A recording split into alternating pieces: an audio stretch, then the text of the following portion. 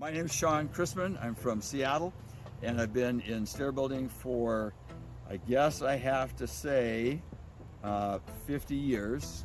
My company is Coriolis Design. We primarily design stairs for a high-end clientele, and every once in a while I get involved still in building them with our own hands.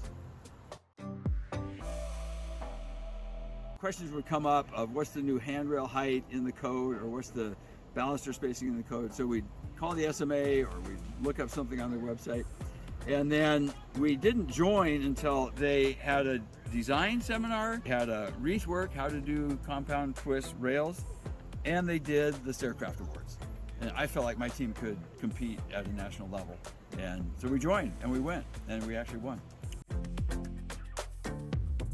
There's many layers to that. I'm not going to be able to come up with one. The Staircraft Award is very important to me, and that's something that we've done for many years and had some success at.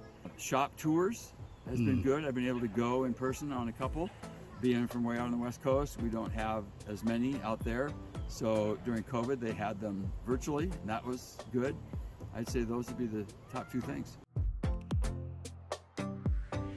Most other industries have a governing body or an association that trains people, or there's schools you can sign up for, or universities you can get a degree in.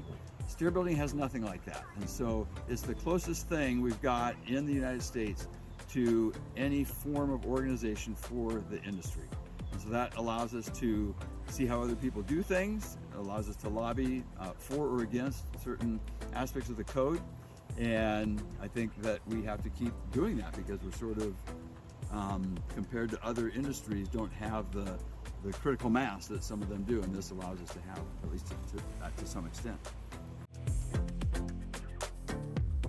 The definition of landings and the visual interpretation of non-square or non-rectangular landings, that definition and the parameters of the code for defining what is a big enough landing and where it needs to be a certain size gives all kinds of latitude to a stair designer.